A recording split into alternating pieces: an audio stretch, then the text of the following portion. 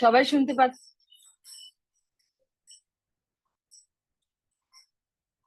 আপনারা সবাই শুনতে পাচ্ছেন? হাতটা তুলেন তো মা। ওকে, তো থ্যাংক ইউ। হরে কৃষ্ণা।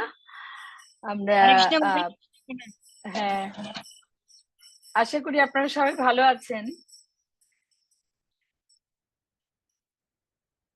আমরা আগে শিল প্রভুপাদকে প্রণাম জানাবো, তারপরে আমরা কিছু কথা শিল প্রভুপাদ সম্পর্কে বলবো, কেমন? তাহলে আমরা প্রথমে শিল প্রভুপাদকে প্রণাম জানাই, তারপরে আমরা পরবর্তী ক্লাসে কি কি করব সেটা নিয়ে কথা বলবো।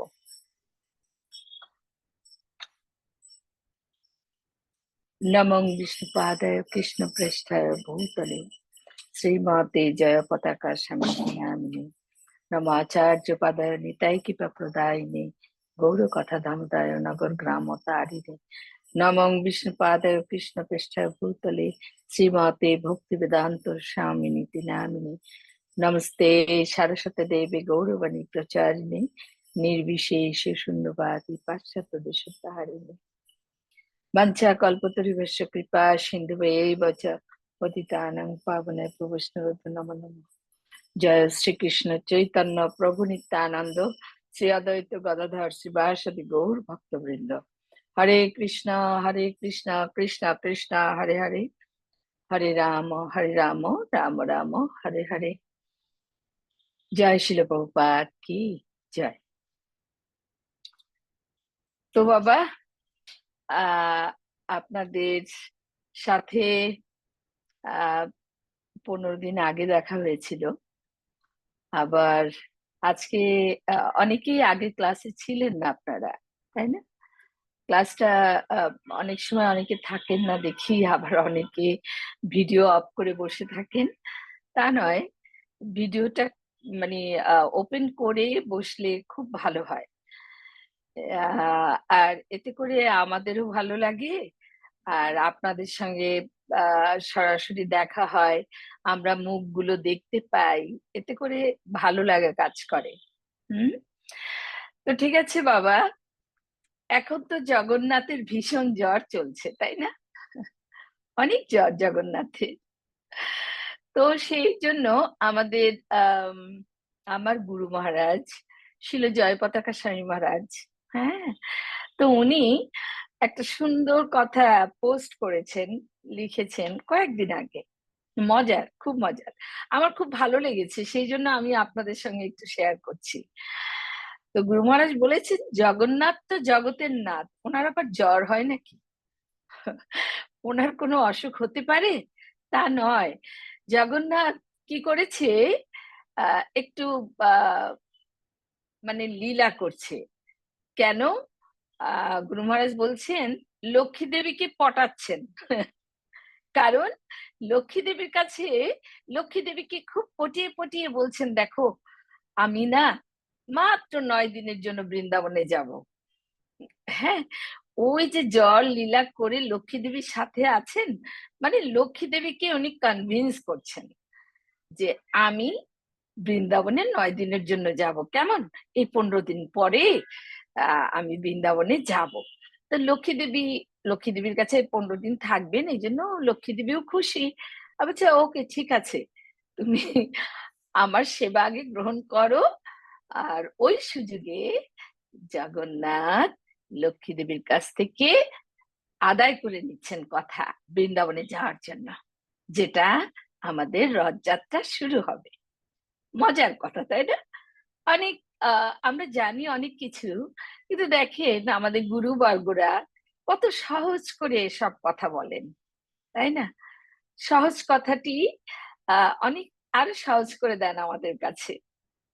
আমরা জগন্নাথ গ্রন্থ আছে, এই সময় আমরা জানি ভগবান রথে বের হন। কেন বের হন এটা আমরা সবাই জানি, সবাই জানি আশা করি, কারণ আপনারা তো, আমি বলি আপনারা দেব শিশু, কারণ এত অল্প বয়সে আপনারা ভগবানের কথা শোনার জন্য বসে থাকেন, এটা সাধারণ কোনো ব্যাপার নয় এ যুগে। এই জন্য আমি আপনাদের বলি অ্যাঞ্জেলস বা দেব শিশু। হুম? তো বাবা, আমি এটা দিয়ে শুরু করলাম কারণ জগন্নাথ এখন খুবই জ্বরে আছেন, কিন্তু আমরা বুঝতে পারছি না, জগন্নাথ জ্বরের ভান করছেন আর লক্ষ্মী দেবীকে কনভিন্স করছেন, রাইট? ঠিক না? যেমন আমাদের যখন জ্বর হয়, অসুস্থ হন, আপনারা মায়ের কাছে কি করেন? অনেক কিছু আবদার করেন, কেন মা তখন খুব টেনশনে থাকে। আমার বাচ্চাটা এখন অসুস্থ, কিছু খেতে চাইলে তাড়াতাড়ি বানিয়ে দেন, যেটা বলেন সেটাই করেন, তাই না? ঠিক দেখেন, জগন্নাথ সেটাই করছেন। হ্যাঁ, ওকে। তো আমরা এই লীলাগুলো প্রভুপাদের কৃপায়, প্রভুপাদের দয়ায়, আমরা প্রভুপাদের শিষ্যদের কাছ থেকে আমরা এই সমস্ত লীলাগুলো জানতে পারছি। যেমন জগন্নাথ গ্রন্থ পড়লে, জগন্নাথ একটা গ্রন্থ আছে আমাদের ভক্তি পুরুষোত্তম স্বামী মহারাজ লিখেছেন। আপনারা যদি এই গ্রন্থটা পড়েন তাহলে খুব সুন্দরভাবে জগন্নাথ সম্পর্কে সব জানতে পারবেন। হুম। তো সব আমাদের শিল প্রভুপাদের কৃপা, সবকিছু। আজকে আমি শিল প্রভুপাদের কৃপার একটি অনন্য দৃষ্টান্ত, মানে উনি কিভাবে এই পৃথিবীর মানুষকে দেশে বিদেশে যেখানেই পেরেছেন তাদেরকে উনি কৃপা করেছেন, তাদেরকে ভালো পথে এগিয়ে এনেছেন, শুদ্ধ করেছেন। এরকম একটি সুন্দর গল্প আমি আপনাদের বলবো। সরি, গল্প যদিও এটা বলছি, অ্যাকচুয়ালি গল্প না, সত্যি কথা, সত্যি ঘটনা। হুম। এটা মুম্বাইয়ের ঘটনা। শিলপ্রপাত তখন মুম্বাইতে, মানে মুম্বাইতে উনি ছিলেন না, মানে ঘটনাটা মুম্বাই। তো মুম্বাইয়ের একটা ছেলে, এই ছেলেটার নাম বলেনি, কিন্তু ওই ছেলেটা তার কথা বলছেন, তার নাম হরিদাস। হুম। ওর নাম হরিদাস ছিল না, কিন্তু এখন হরিদাস নিজের কথা নিজে আমাদের কাছে বলছেন। আর এই বলাটা, এটা লিখেছেন হলো আহ শিল প্রভুপাদের আর একজন মানে ভক্তি সিদ্ধান্ত দাস লিখেছেন আচার্যপাদ গ্রন্থে এই লীলাটি। তো হরিদাস বলছেন শিল প্রভুপাদ যে কত পিওর, মানে শুদ্ধ আত্মা ছিলেন, যার ফলে উনি কত পতিত, কত রকম মানুষকে আশ্রয় দিয়েছেন, ভক্ত বানিয়েছেন, তার দৃষ্টান্ত আমি। এটা বলে আহ হরিদাস তার তার কাহিনীটি বলছেন। সেটা হলো, হরিদাস বলছেন, আমি মুম্বাইতে এমন কোনো খারাপ কাজ নেই যা করতাম না। বয়স ছিল মাত্র 11 বছর, মাত্র 11 ইয়ার্স। তো এই 11 বছরের একটা ছেলে সবকিছু, সব খারাপ কাজ করতো। কি কি? মানে চুরি করতো, হ্যাঁ, তারপর পকেট মারতো, তারপর টিকিট না কেটে ট্রেনে উঠতো। হুম। তারপরে আহ মানে এরকম চুরির কাজটাই তার ছিল মেইন উদ্দেশ্য। হুম। কেন চুরি করতো? শুধু দুটো খাওয়ার জন্য, খাবারের জন্য। কারণ না, নিশ্চয়ই ওর বাবা মা কেউ ছিল না। হ্যাঁ, এটা সেটা এখানে কিছু লেখেনি, অবশ্যই ছিল না, নয়তো 11 বছর একটা বাচ্চা রাস্তায় ভিক্ষা করতো, কখনো গাড়ি পরিষ্কার করতো, কেউ যদি দয়া করে কিছু টাকা দিত তো দিত, নয়তো আহ আর কি করবে। তারপরে সে মানুষের পকেট কাটতো, এরকম সব কিছু করতো। আবার অনেক সময় কি করতো জানো? ইচ্ছা করে চুরি করতো, যাতে সে জেলে যায়। কারণ জেলে গেলে তো সে দুটো খেতে পারবে, হ্যাঁ, শোয়ার একটা জায়গা পাবে। এই কারণে ইচ্ছা করে করে সে কিছু ঘটনা ঘটাতো। যেমন সে যখন ট্রেনের টিকিট না কেটে উঠতো, তখন টিটির সামনে দিয়ে ঘোরাঘুরি করতো, যাতে টিটি তাকে ধরে ফেলে, যাতে ধরে যেন জেলে দিয়ে দেয়। এভাবে করে আহ হরিদাসের দিন চলছিল। সে ম্যাক্সিমাম সময় জেলে যাওয়ার জন্যই চুরি করতো, কারণ জেলে গেলে সে খাবারটা খেতে পাবে। তো একদিন যাচ্ছে, হঠাৎ ডাস্টবিনের মানে ডাস্টবিনের মধ্যে সে দেখছে একটা পত্রিকা। পত্রিকার মধ্যে শিল প্রভুপাদের একটা ছবি, একটা মানে মুম্বাইয়ের রাস্তার পাশে ডাস্টবিনের সাইডে বা ওখানেই পড়েছিল। তো ওই পত্রিকার মধ্যে শিল প্রভুপাদের ছবি। তো দেখে ওই পত্রিকাটা তুলে নিয়েছে, তুলে নিয়ে ও সঙ্গে সঙ্গে প্রভুপাদের ছবির প্রতি খুব আকৃষ্ট হয়ে গেছে। আসলে কি বাবা, প্রভুপাদের ছবির প্রতি আকৃষ্ট হয়নি, প্রভুপাদের হাতে একটা গোল্ডেন ঘড়ি ছিল। ও ভাবছে এই ভদ্রলোকের সঙ্গে দেখা হলে তার ঘড়িটি আমি চুরি করব। হ্যাঁ, এটা ভেবে সে পত্রিকাটা রেখে দিয়েছে। কেন, ওখানে ঠিকানা লেখা আছে যে উনি কোথায় থাকেন। হ্যাঁ, মুম্বাইয়ের কোন জায়গায় আছেন, লেখা আছে আকাশগঙ্গা। আকাশগঙ্গা নামে আহ যেখানে শিল প্রভুপাদের শিষ্যরা প্রথম মন্দির করেছিল, সেখানে ওখানে আছেন। মন্দিরের জন্য জায়গা করেছিল আকাশগঙ্গা একটা বাড়ি, সেই বাড়িতে প্রভুপাদের শিষ্যরা থাকতেন, প্রভুপাদও থাকতেন, গেলে থাকতেন আর কি। তো ও এদিকে জেলে গেল, জেল থেকে বেরিয়ে এসে ও ভাবছে এখন কি করব। ভাবছে ওই আকাশগঙ্গায় যাই, ওনাকে পেলে যেভাবেই হোক আমি তার কাছ থেকে ঘড়িটি চুরি করব। হ্যাঁ, তো এটা নিয়ে গেছে।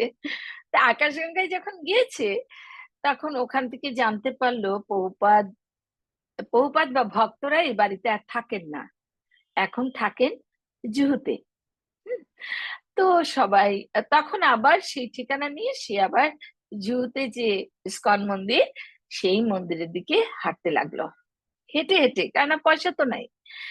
হেঁটে হেঁটে সেই মন্দিরের কাছে যেই গিয়েছে, গেল, সেখান থেকে দেখছে মন্দির থেকে সেই আহ ব্রহ্মানন্দ, বেশ দুই তিনজন বেশ বড় বড় প্রভু, অনেক উঁচু লম্বা অনেক বড় বড় প্রভুরা বেরিয়ে আসছে। তো তিনজনের মতো গিরিরাজ প্রভু। হ্যাঁ, তো বেরিয়ে আসার পরে বলছে, ওই ছবিটা দেখায়, বলছে আচ্ছা উনি কোথায়। তো বলছে ও উনি তো এখন এখানে নেই। মানে প্রভুপাদের ছবি দেখে ওই তিনজনকে বলছে, আচ্ছা আপনারা আমাকে একটু বলতে পারেন উনি কোথায়। বলছে উনি তো এখন নেই, উনি এখন অন্য জায়গায় আছেন, আসবেন কিছুদিন পরে। তখন হরিদাস ভাবছে, আচ্ছা কিছুদিন পরে আসবে, তাহলে আমি এখানে থেকেই যাই, দেখি না ওদের সঙ্গে থেকে ওরা কি কি করে। তখন ও ওখানে ওদের বলল যে আমি থাকতে চাই। তো ইসকন তো সবাইকে আশ্রয় দেয়, তাই না? কিছু হয়তো ভগবানের কাজ করায়, কিন্তু ইসকন সবাইকে আশ্রয় দেয়। তো ওই সময় ওকে বললো আচ্ছা তুমি থাকো। এখন ও থেকে ওখানে ওরা যা যা করে সবকিছু করে, ওদের কথা মতো চলে। হুম, আর 6-7 দিন হয়ে গেছে। তো গিরিরাজ মহারাজ বলছেন আসো তোমার চুলগুলো কেটে দিই। ওদের কথা মতো চুলও ন্যাড়া মাথা করে ফেলেছে। হ্যাঁ, শেভ করে ফেলেছে চুল। তো মানে ও ওদের কথা মতো চলছে, কিন্তু ওর মনে আশা প্রভুপাদ এলে ঘড়ি চুরি করবে। হুম, সেই গোল্ডেন ঘড়িটা চুরি করবে। তো যাই হোক, তো এদিকে গিরিরাজ শেভ করেছে, করে টোরে ওখানে থাকছে, খাচ্ছে, সবাই ওকে খুব ভালোবাসে। আর গিরিরাজ মহারাজ ওকে নাম দিয়েছে তখন হরিদাস, হরিদাস বলে ডাকতো। এরপরে কিছুদিন পরে শুনতে পেল প্রভুপাদ হায়দ্রাবাদে আছেন। হ্যাঁ, তো এক ভক্তের কাছে শুনতে পেয়েছে প্রভুপাদ হায়দ্রাবাদে। তখন আহ ওই হরিদাস গিরিরাজ প্রভুর কাছে গিয়ে বললেন, আমি মহারাজ আমি যেতে চাই প্রভুপাদকে দর্শন করার জন্য হায়দ্রাবাদে। বলছে না না, তুমি এখন ওখানে যেতে পারবে না, আমাদের জুহু মন্দিরে অনেক কাজ আছে, এখানে বোম্বের মন্দিরগুলোতে প্রচুর কাজ, তুমি এখন কোথাও যেতে পারবে না। তোর মনটা খুব খারাপ হয়েছে। ও না গিরিরাজ মহারাজকে বলে ফেলেছে, আপনি যদি আমাকে না নেন তাহলে আমি মন্দির থেকে সব টাকা পয়সা চুরি করে পালিয়ে যাব। যখন যেখানে যা পাবো চুরি করবো আর পালিয়ে যাব। তখন গিরিরাজ মহারাজ বলল, আচ্ছা পাগল তো, এটাকে নিয়ে কি করব? তখন বলছে আচ্ছা ঠিক আছে চলো। তখন ওকে নিয়ে হায়দ্রাবাদ গেছে। হায়দ্রাবাদে যখন ওরা পৌঁছেছে তখন প্যান্ডেল প্রোগ্রাম চলছিল।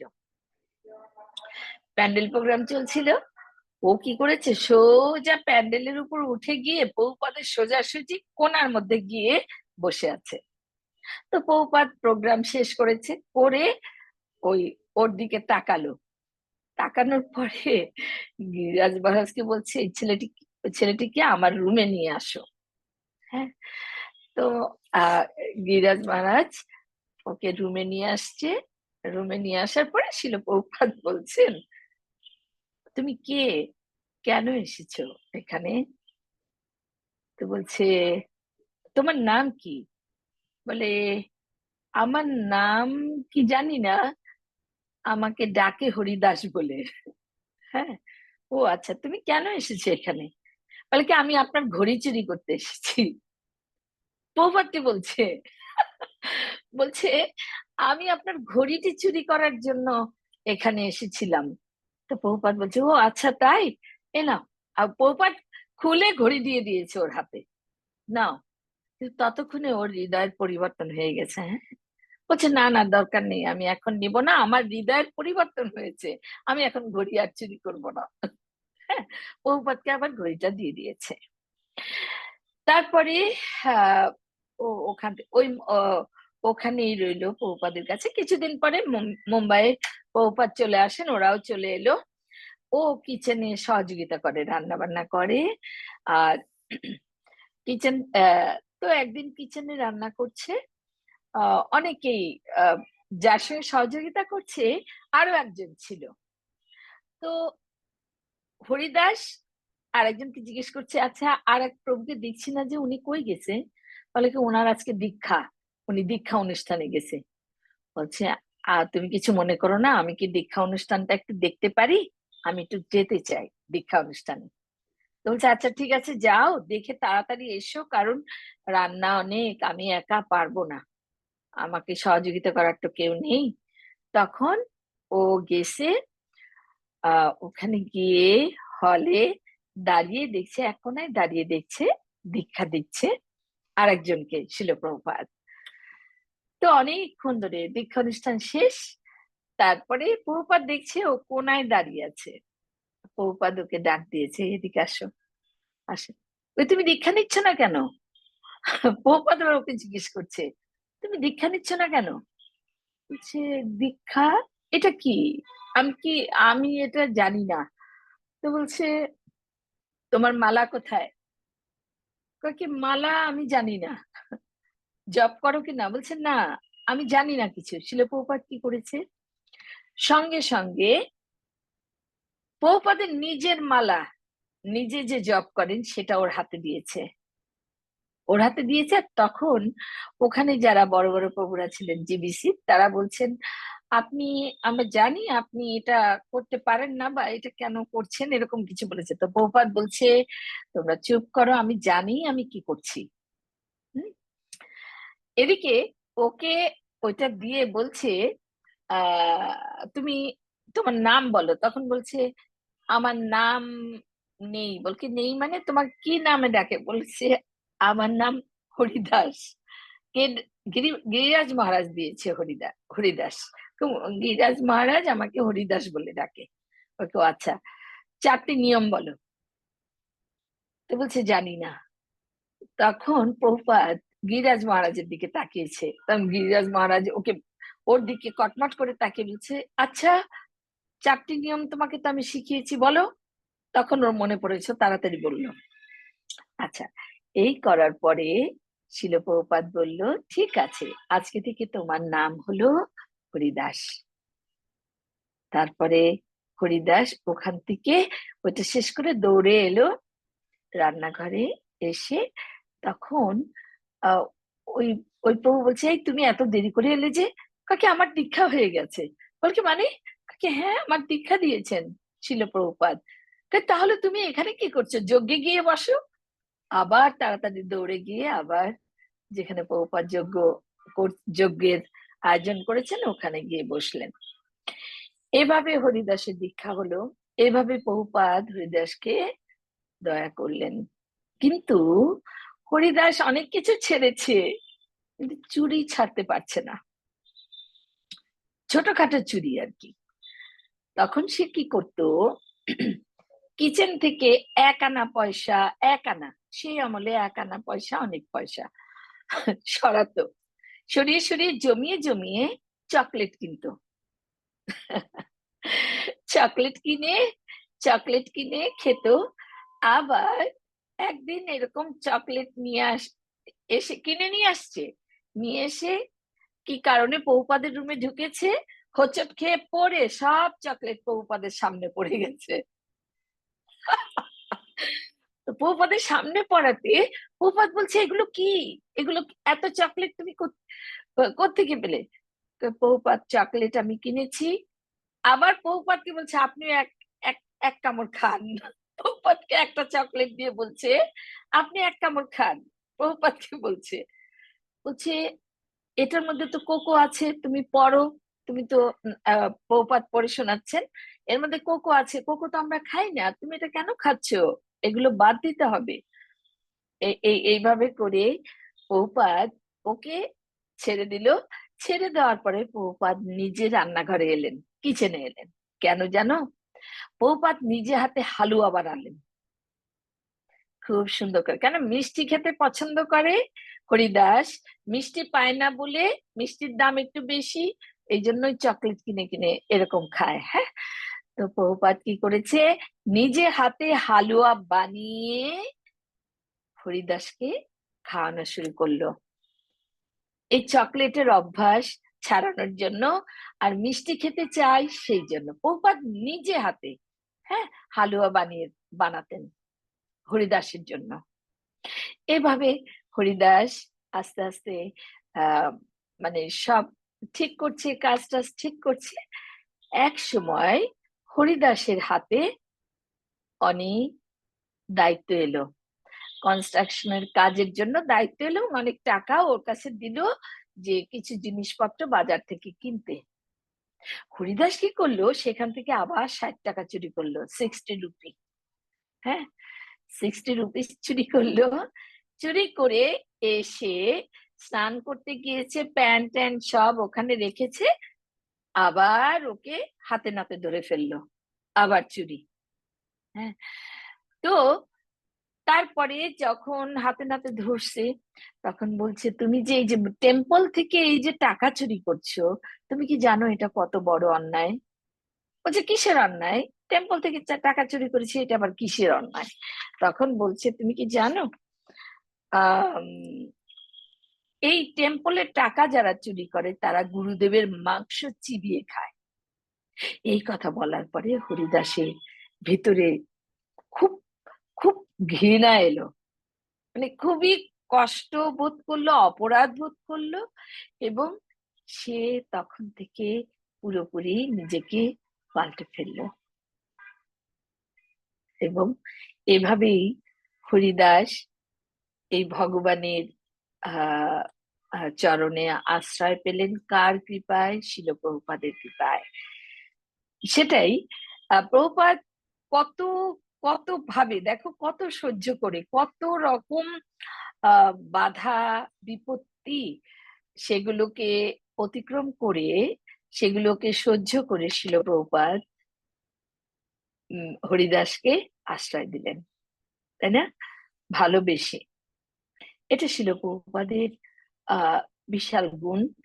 উনি যখন কোনো পতিত বা কাউকে পেতেন, দুঃখী গরিব কাউকে পেতেন, যারা খাবার পাচ্ছে না, যাদের মানে কাপড় নেই, প্রত্যেককে শিল প্রভুপাদ সহযোগিতা করতেন। এরকম আরো অনেক ঘটনা আছে, আমার এখন এক্স্যাক্টলি মনে নেই এটা আপনাদের বলেছিলাম কিনা। প্রভুপাদ যখন কোনো ধনীর বাড়িতে যেতেন, হ্যাঁ, প্রোগ্রাম করতে, সেখানে আসার সময় প্রভুপাদ সেই বাড়ির যত কাজের লোক থাকতেন তাদের ডাক দিতেন। ডাক দিলে প্রত্যেককে প্রভুপাদ কিছু কিছু করে পয়সা দিতেন। হ্যাঁ, এভাবে শিল প্রভুপাদ সবসময় মানুষকে সহযোগিতা করতেন, বা কোনো জায়গায় কোনো ভিখারি এসে টাকা চাইলে প্রভুপাদ সবাইকে সহযোগিতা করতেন। তো প্রভুপাদের মানে মনটি ছিল শিশুর মতো কোমল। হ্যাঁ, আর আর কৃষ্ণের ব্যাপারে ছিল বজ্র কঠিন। কৃষ্ণকে নিয়ে যদি কেউ কোনো কথা বলতো, সে ব্যাপারে ছিলেন কঠিন, বজ্রের মতো কঠিন। এই হলো আমাদের শিল প্রভুপাদ। এবার বাবা, এটা আমি আজকে কার কাহিনী বললাম, একটা সুন্দর কাহিনী কার, হরিদাসে, রাইট? এরকম আমি আপনাদের কিন্তু প্রায়ই বলি প্রভুপাদের অনেক লীলা। এটা প্রভুপাদ 11 বছরের একটা ছেলেকে কি করে মানে আহ তার চরণে আশ্রয় পেল, সেটার গল্প আমরা শুনলাম। এবার আপনাদের এখন রথের মৌসুম না, রথ এসে এসে যাবে আর কয়েকদিনের মধ্যে। এখন আপনাদের জানতে ইচ্ছে করে করে কিনা, যেখানে শিল প্রভুপাদ প্রথম প্রচার শুরু করেছিলেন নিউ ইয়র্কে, তাই না? সেখানে রথযাত্রা কবে শুরু হয়েছিল, কিভাবে শুরু হয়েছিল প্রথম, সেটার গল্প আজকে আমি আপনাদেরকে বলবো। নিউ ইয়র্কে প্রথম রথযাত্রা কিভাবে শুরু হলো। এটা এটার প্রথম শুরু করেছিলেন তোষণ কৃষ্ণ প্রভু। এটা বলছে যে 1976-এ প্রথম রথযাত্রা উদযাপিত হয়েছিল নিউ ইয়র্ক শহরে, 1976-এ। সেটা কিভাবে হয়েছিল, সেটার সেটার ঘটনাই। তো নিউ ইয়র্কে যখন এটার মানে শুরু হয়েছিল, সেটা ইসকনের 10 নম্বর প্রতিষ্ঠা বার্ষিকী ছিল। নিউ ইয়র্কের প্রথম রথযাত্রার কথা বলছি, হ্যাঁ, 10ম প্রতিষ্ঠা বার্ষিকী। তাই ফিফথ এভিনিউতে রথযাত্রা অনুষ্ঠিত হবে। ফিফথ এভিনিউতে আমাদের তখন একটা মন্দির হয়েছে, হ্যাঁ, ম্যানহাটন। তো ওখানে প্রভুপাদ তখন ভারতে, যখন নিউ ইয়র্কের রথযাত্রা শুরু করেছিল তখন কিন্তু প্রভুপাদ নিউ ইয়র্কে ছিলেন না। 1976, 1977-এ প্রভুপাদ আমাদের ছেড়ে এই পৃথিবী থেকে চলে যান। হ্যাঁ, তো 1900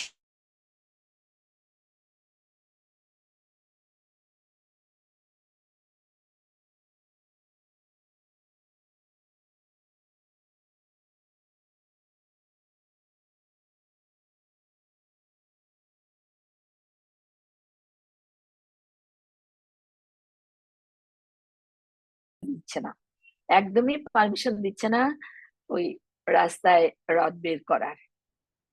তারপরে কিছু আহ মানে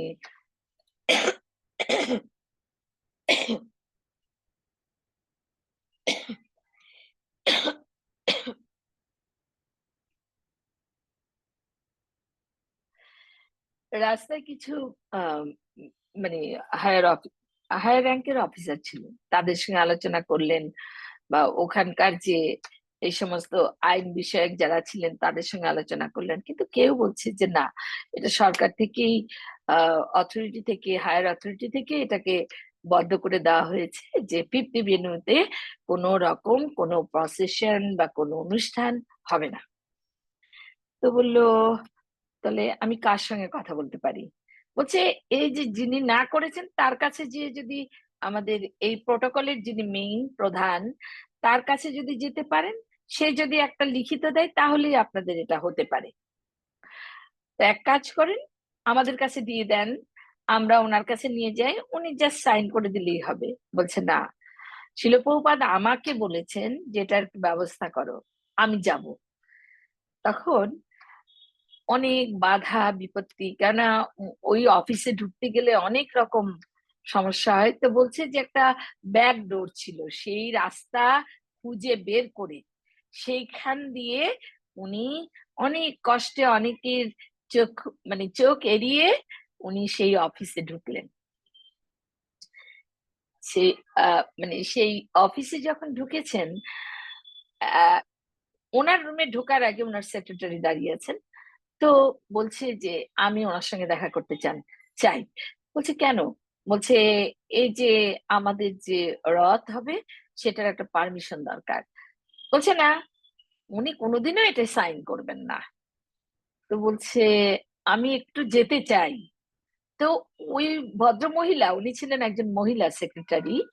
তো ওই মহিলা কিছু বলার আগেই একটা ওই যে যেই দরজাগুলো আছে, ঘূর্ণায়মান একটা দরজা ছিল, দরজা বলতে এরকম হাফ, ওইটার উপর জাম করে উনি রুমের মধ্যে ঢুকে যায়। মানে ওই ওইটা দিয়ে ঘুরে ঘুরে ভেতরে ঢোকানোর সময় নেই, একদম জাম করে উনি রুমে ঢুকে গিয়ে একদম ওনার টেবিলের সামনে গিয়ে দাঁড়ায়। দাঁড়িয়ে বলছে তুমি কি চাও এখানে? আর কাগজটা দিয়ে বলছে আমি অ্যাকচুয়ালি আমি একটা আপনার একটা সিগনেচার চাই। তখন উনি কাগজটা পড়লেন, পড়ার পরে উনি মাথা চুলকাচ্ছেন আর বলছেন আমি এটাই সিগনেচার করব, কিন্তু কেন করছি আমি বুঝতে পারছি না। মানে ওই অফিসার বলছেন আমি এটাই সিগনেচার করব, বলে কলম হাতে নিয়ে বলছে আমি সিগনেচারটা করছি, কিন্তু কেন করছি সেটা আমি বুঝতে পারছি না, আর মাথা চুলকাচ্ছেন। আর তোষণ কৃষ্ণ প্রভু ভাবছেন এটা সব প্রভুপাদের লীলা, প্রভুপাদ এবং কৃষ্ণ তার হৃদয়ে আছেন এবং প্রভুপাদই তাকে এটা রাজি করিয়েছেন। তারপরে উনি সিগনেচার করলেন। উনি ওভাবে ওখান থেকে ওই কাগজটা নিয়ে আসার পরে এই প্রথম প্রথম নিউ ইয়র্কের রথযাত্রা শুরু হলো। তো বললেন তোষণ কৃষ্ণ প্রভু, হ্যাঁ, তো বললেন যে এখানে উম, সমস্ত অনুমোদন। তো প্রভুপাদ এই সময় খুব মজা করে বলছেন তমাল কৃষ্ণ প্রভুকে যে এটা কে করলো এই অ্যারেঞ্জমেন্ট? আমি তো কিছুই করিনি, প্রভুপাদ বলছে। হ্যাঁ, তমাল কৃষ্ণ প্রভুকে ভারতে বসে। আর তমাল কৃষ্ণ প্রভু বলছে হ্যাঁ, এটা তোষণ কৃষ্ণ হলো অনুমোদন জোগাড় করেছে, জয়ানন্দ রথ প্রস্তুত করেছে। জয়ানন্দ প্রভুর নাম তোমরা শুনেছো যারা ইসকনে একটু প্র্যাকটিস করো, যিনি প্রথম রথ তৈরি করেছিলেন। হ্যাঁ, প্রভুপাদের মন্ট্রিয়েলে প্রথম রথ শুরু করেছিলেন, বানিয়েছিলেন জয়ানন্দ প্রভু, যিনি দেহ রেখেছেন মায়াপুরে, যার সমাধি মায়াপুরে আছে। উনি ওনার জীবনের সমস্ত অর্জিত সম্পত্তি এনে প্রভুপাদকে দিয়েছিলেন এবং মৃত্যু পর্যন্ত উনি মায়াপুরেই ছিলেন। আর মায়াপুরে ওনার সমাধি আছে আহ রাজাবাড়ি জগন্নাথ মন্দিরে। হ্যাঁ, যেখানে সীমন্তনী আহ আহ, দেবী আছেন তার আগেই ওনার সমাধি জয়ানন্দ প্রভুর। হ্যাঁ, তো উনি ছিলেন আহ বলছেন জয়ানন্দ প্রভু রথ তৈরি করেছেন, আর দর্শন কৃষ্ণ প্রভু অনুমোদন এনেছেন। এইভাবেই আমাদের প্রথম রথযাত্রা শুরু হয় নিউ ইয়র্কে। নিউ ইয়র্কে, অন্য শহরে হয়েছিল সান ফ্রান্সিসকোতে, এটা আপনারা জানেন, অনেকেই জানেন। আর নিউ ইয়র্কে সান ফ্রান্সিসকোতে শিল প্রভুপাদ থাকতেই শুরু করেছিলেন, যেখানে প্রথম রথযাত্রায় 10,000 মানুষ হয়েছিল। হ্যাঁ, আর 1976 সালে যখন শিল প্রভুপাদ বৃন্দাবনে, সেই সময় নিউ ইয়র্কে প্রথম রথযাত্রা শুরু হয়। সেটা অনেক প্রতিকূলতার মাধ্যমেই এই রথ জগন্নাথের এই রথ নিউ ইয়র্ক শহরে প্রথম শুরু হয়েছিল। এটা ছিল বাবা আমাদের এখন যেহেতু কিছুদিন পরে রথযাত্রা, সেই জন্য আমার মনে হলো এটা আমি আপনাদের কাছে একটু বলবো। হ্যাঁ, তাই বলেছি আর কি আপনাদের। শিল প্রভুপাদের উপর আর একটা লীলা বলবো।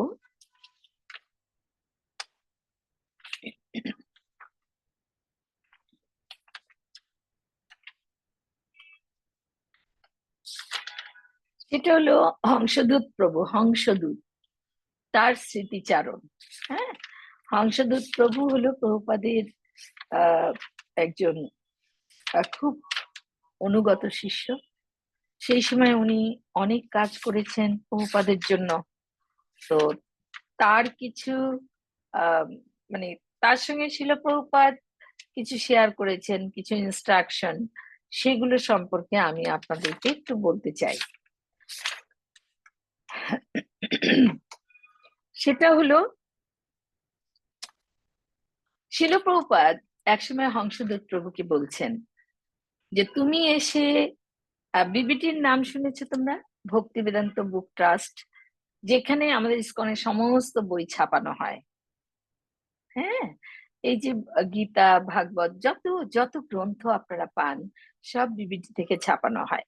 তো ওই সময় ওখানে তিনজন ছিল ওইটার দায়িত্বে, শিল প্রভুপাদ, করমর্দন প্রভু আর একজন, তিনজন। কিন্তু একজন ওখান থেকে চলে যায়, চলে যাওয়ার পরে শিল প্রভুপাদ একদিন ওনাকে ডেকে পাঠান, ডেকে বলছেন তুমি বিবিটির দায়িত্ব নাও। তো বলছে আমি বিবিটির দায়িত্ব না, আপনার অনেক শিক্ষিত শিক্ষিত শিষ্যরা আছে, হ্যাঁ, তো আপনি আপনি আমাকে কেন বলছেন? আমি তো বেশি শিক্ষিত না, আমি 11-12 পাশও করিনি, উচ্চ মাধ্যমিক পাশ করিনি। তো আমি আপনার এই বিবিটিতে তো অনেক প্রুফ দেখতে হয়, অনেক বানান দেখতে হয়, আর আমার বানান টানানে অনেক ভুল। তো আমি কি করে আপনার এই দায়িত্ব গ্রহণ করব? এ কথা বলার পরে শিল প্রভুপাদ বলছে দেখো, এই যে দেখো, প্রভুপাদ ডিকশনারি দেয়, দুইটা ডিকশনারি, একটা বাংলা একটা ইংলিশ, দেখে বলছে তুমি কি জানো আমি এই ইংলিশ ডিকশনারিটা সবসময় রাখি, আর তুমি এই বাংলাটা রাখবে, যখন কোনো নতুন শব্দ দেখবে ডিকশনারি দেখে দেখে তুমি বাংলা শিখবে। আমি সবসময় একটা ইংলিশ ডিকশনারি আমার কাছে রাখি। দেখো, এটা কিন্তু আমাদের জন্য একটা শিক্ষা। হ্যাঁ, আমরাও কিন্তু, আমরা এখনকার ছেলে মেয়েরা, আমি যেহেতু একজন টিচার সুতরাং আমি জানি এখনকার ছেলে মেয়েরা কিন্তু বাবা পড়তে চায় কম।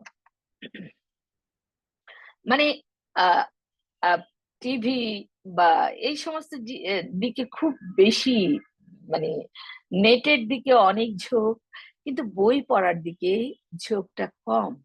ইভেন আপনারা যখন পাঠ্য বই পড়েন তখন কোনো ওয়ার্ড যদি না জানেন, আপনারা নিজেরা কোনো ডিকশনারি দেখতে যে একটা সময় লাগে সেটা আপনারা নিতে চান না। বাট এটা কিন্তু দারুণ, আপনি আপনার পড়ার টেবিলে আপনারা সবসময় একটা বাংলা একটা ইংলিশ ডিকশনারি রাখবেন। হ্যাঁ, তাহলে নিজে নিজে আপনি অনেক ওয়ার্ড শিখে ফেলতে পারবেন। দেখেন শিল প্রভুপাদ কিভাবে শেখাচ্ছেন তার শিষ্যকে, যে তুমি এইভাবে অনেক কিছু শিখতে পারবে বলে। তো যাই হোক, এটা ছিল হলো প্রথম কথা, যে তুমি কেন পারবে না, তুমি দায়িত্ব নাও, এবং আমি এইভাবে তুমি পারবে। তা এখন বলছে হংসদূত প্রভু বলছেন, একটা সময় বলছেন প্রভুপাদের সঙ্গে সঙ্গে সম্পর্কিত হওয়া, তার অনুমোদন প্রাপ্ত হওয়া, সেটাই ছিল সর্বোপরি। জাগতিক যোগ্যতার কোনো বিচার ছিল না প্রভুপাদের কাছে, কে কত বেশি ডিগ্রি নিয়ে এসছে এটার কোনো বিচার ছিল প্রভুপাদের কাছে ছিল না। কেন বলছেন সেটা শোনো। উনি বলছেন আমি হার্ভার্ড বিশ্ববিদ্যালয়ে শিক্ষা বিভাগে একটি ভাষণ দিলাম। যিনি উচ্চ মাধ্যমিক পাশ করেনি কোথায় ভাষণ দিচ্ছে? হার্ভার্ড বিশ্ববিদ্যালয়ে, তাও কোথায়? শিক্ষা বিভাগে। আমি একটি ভাষণ দিলাম আর তারপরে ভাবলাম একেই বলে কৃষ্ণ ভাবনামৃত। মানে হংসদূত প্রভু ভাবছে, একে যেই শিল প্রভুপাদকে বলেছিলাম আমি বিবিটির দায়িত্ব নিতে পারবো না, সেই শিল প্রভুপাদ আমাকে কি করে শিখালেন, একটু একটু করে শিখিয়ে এখন আমি কোথায় না হার্ভার্ড ইউনিভার্সিটির মতো জায়গায় এসে আমি শিক্ষা বিভাগে কি দিচ্ছি, ভাষণ দিচ্ছি। এবং উনি ভাবছেন এটাই হলো কৃষ্ণ ভাবনামৃত। আমি এখন হার্ভার্ড বিশ্ববিদ্যালয়ের শিক্ষা বিভাগে দাঁড়িয়ে বক্তৃতা দিচ্ছি, আর এনাদের কোনো ধারণাই নেই যে আমি একজন উচ্চ বিদ্যালয় থেকে পলাতক। মানে হংসদূত প্রভু বলছেন আমি যাদের সামনে এই ভাষণ দিচ্ছি তারা জানেই না আমি কলেজের গণ্ডিও পেরোইনি। হম, বক্তৃতা শেষ করে আমি বলেছিলাম এই হচ্ছে শুদ্ধ ভক্তের ক্ষমতা। হংসদূত প্রভু বলছেন যে বক্তৃতা শেষ হওয়ার পরে আমি নিজেকেই বলছিলাম এই হলো শুদ্ধ ভক্তের ক্ষমতা। শুদ্ধ ভক্তটা কে? শিল প্রভুপাদ। যার যার কৃপায়, যার দয়ায়, যার স্নেহ ভালোবাসায় উনি নিজেকে তৈরি করেছেন। উনি করেননি, শিল প্রভুপাদ তৈরি করেছেন কৃষ্ণের নাম গুণ প্রচারের জন্য, তাই না?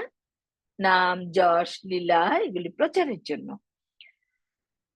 তারপরে বলছে যে ব্যক্তির কোনো যোগ্যতা নেই সে ব্যক্তিও উচ্চ কক্ষে অধিষ্ঠিত হতে পারে, যেটি সাধারণভাবে সম্ভব নয়। বলছে যার কোনো যোগ্যতা নেই সে কখনো গিয়ে এই হার্ভার্ড বিশ্ববিদ্যালয়ে বা অনেক উঁচু জায়গায় যেতে পারবে না। কিন্তু কৃষ্ণ ভাবনাময় যে ব্যক্তি, যদি শুদ্ধ ভক্তের আশীর্বাদ থাকে, তার পক্ষে সবকিছুই সম্ভব হয়।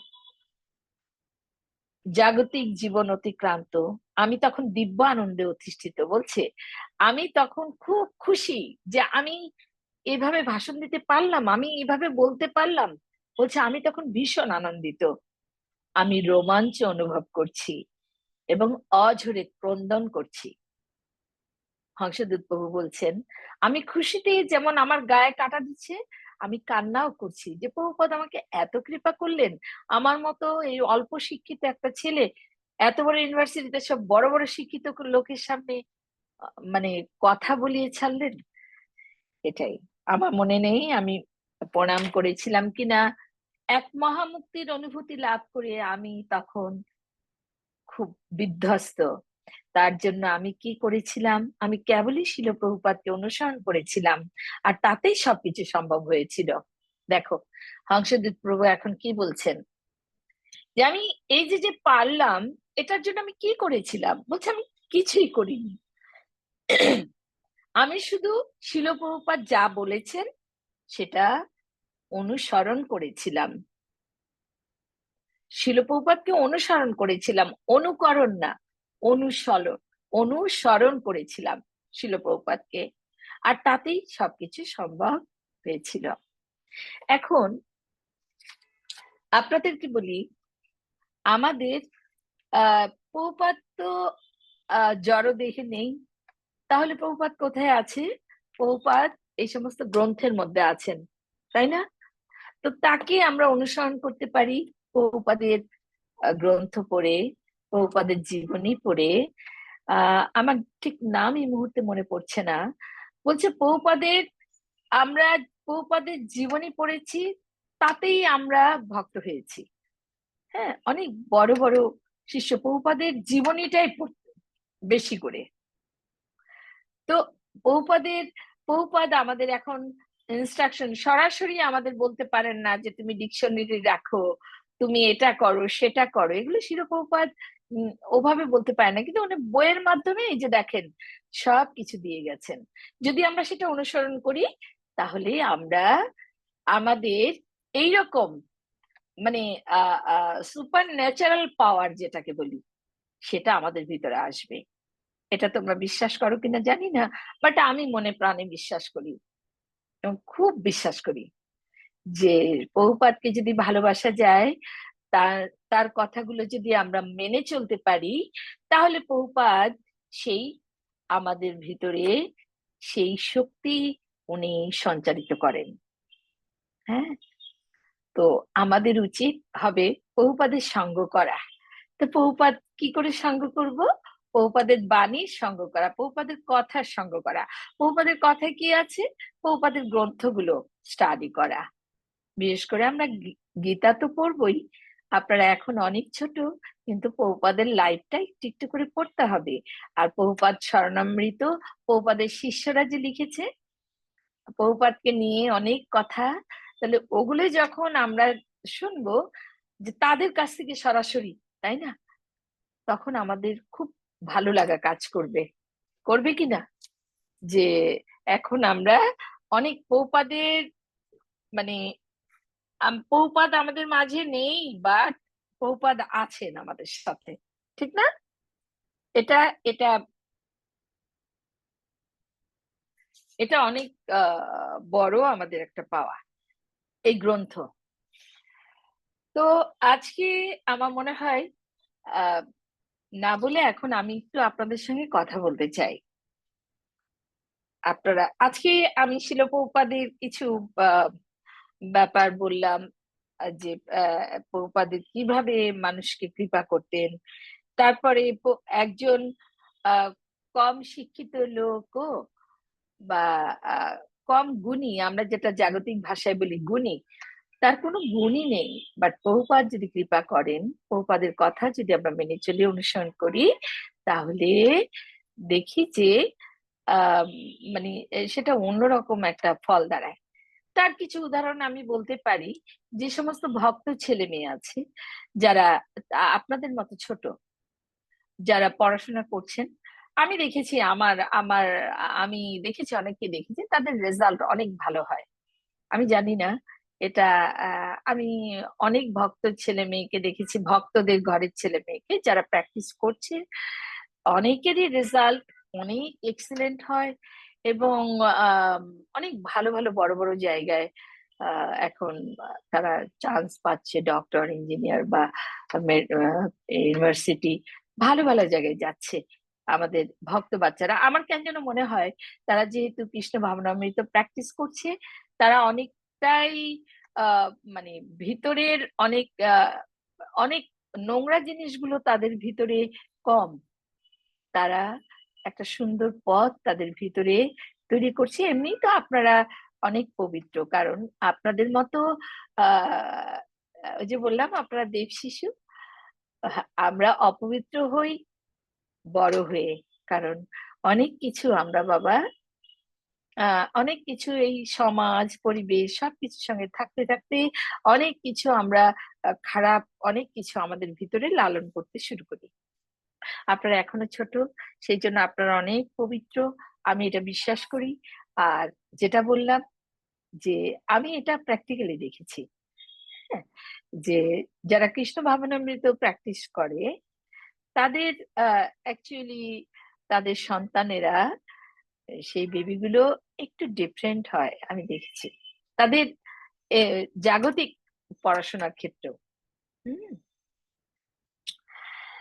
এখন আহ আরেকটা জায়গায় প্রভুপাদ আরেকটা কথা বলেছেন, যেটা খুব গুরুত্বপূর্ণ আমাদের। সবসময় আমরা অনেক কিছু করতে গেলেই ভাবি টাকা নেই, পয়সা নেই, কি করে করব, তাই না?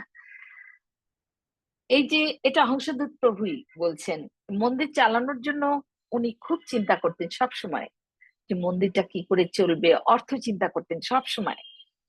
তখন বলছেন, বহুপাদ আমাকে বলতেন, অর্থের চিন্তা করে উদ্বিগ্ন থেকো না, কৃষ্ণের জন্য অপূর্ব কিছু করার চেষ্টা করো, অর্থ এমনিই আসবে।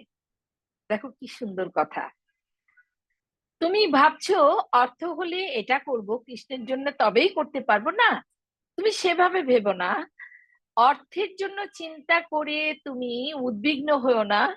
হ্যাঁ, কিন্তু তুমি যদি কৃষ্ণের জন্য কিছু করবে ভাবো, সারাক্ষণ অর্থ অর্থ না করে তুমি যদি ভাবো, আমি কৃষ্ণের জন্য একটা এই করব, এটা বানাবো, সেটা করব, একটা মন্দির করব সুন্দর, বা কৃষ্ণের জন্য আমি আজকে সুন্দর সুন্দর বাজারের সুন্দর প্রসাদ তৈরি করব, তাহলে তোমার কাছে অর্থ এমনি এমনি চলে আসবে।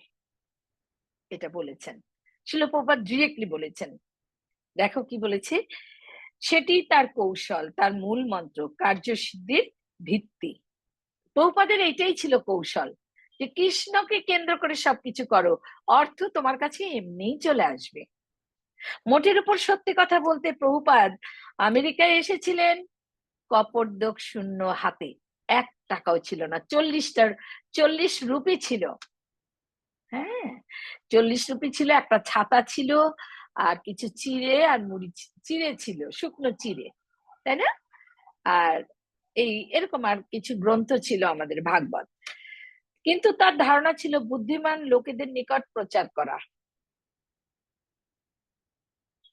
ঘটনাক্রমে বাউরিতে গিয়ে তিনি হাজির হয়েছিলেন, যেখানে সব থেকে অধপতিত লোকেদের আস্তানা, যারা তার বাণী শ্রবণ করে পালন করেছিল। প্রভুপাদের বাণী শ্রবণ করে পালন করার ফলে কিন্তু এভাবে কৃষ্ণ ভাবনামৃত সারা পৃথিবী ব্যাপী ছড়িয়েছে, তাই না মা? তো আমরা বহুপদের কৌশলটা তাহলে কি জানেন? কি কৌশল? হলো কৃষ্ণ চিন্তা করো, তাহলে সবকিছু এমনি এমনি অ্যারেঞ্জ হয়ে যাবে।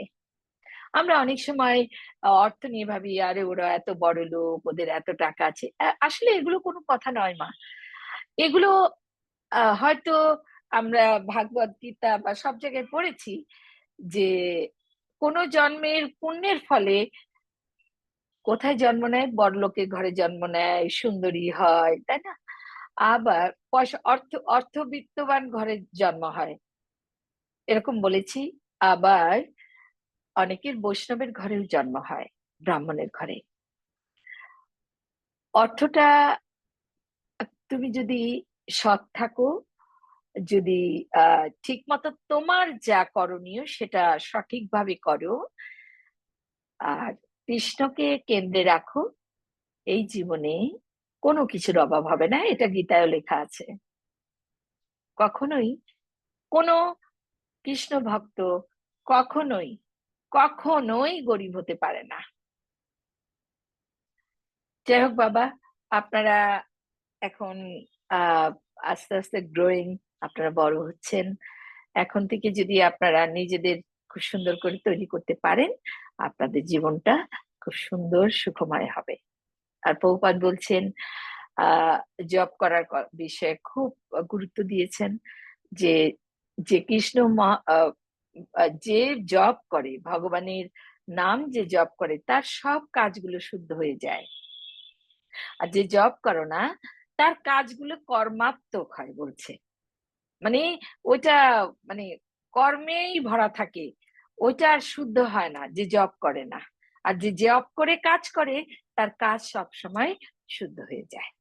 শিল প্রভুপাদ জবের উপর খুব খুব খুব বেশি জোর দিয়েছেন। জব করো, যে কোনো কাজ। অনেক ভক্তরা বলেছেন, আমাদের কোনো কাজ সিদ্ধি হচ্ছে না, আমরা বসে গেছি জব করতে। ওমা, কিছুক্ষণ পরে দেখি সেটা যেটা না হওয়ার ছিল সেটাই হয়ে গেছে। ঠিক আছে বাবা, আজকে এই পর্যন্ত। সবাই আশা করি আপনারা ভালো আছেন, ভালো থাকবেন। এখানে আপনাদের কিছু যদি জানার থাকে তাহলে বলতে পারেন।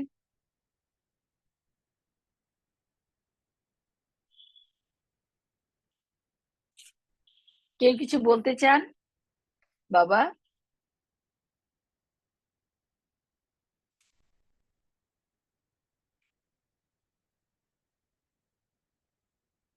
আপনারা কেউ কেউ আনমিউট করতে পারবেন?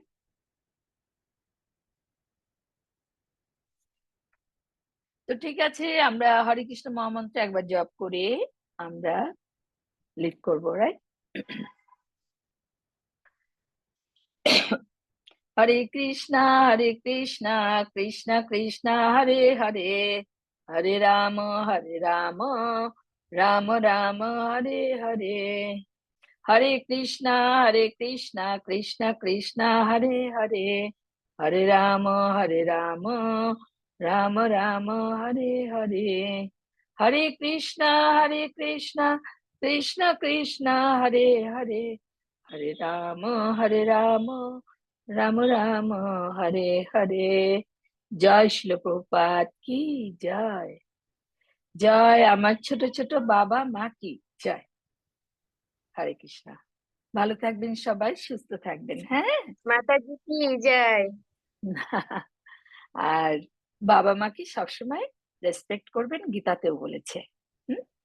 যে কোনো কাজ তারা না করলেও তাদেরকে বুঝিয়ে রাজি করাতে হবে, আর কৃষ্ণের কাছে প্রেয়ার করতে হবে। ওকে, কিন্তু তাদের দুঃখ দিলে কিছুই হবে না। ওকে, হরে কৃষ্ণ। হরে কৃষ্ণ বাবা। হরে কৃষ্ণ মাতাজি। হরে কৃষ্ণ।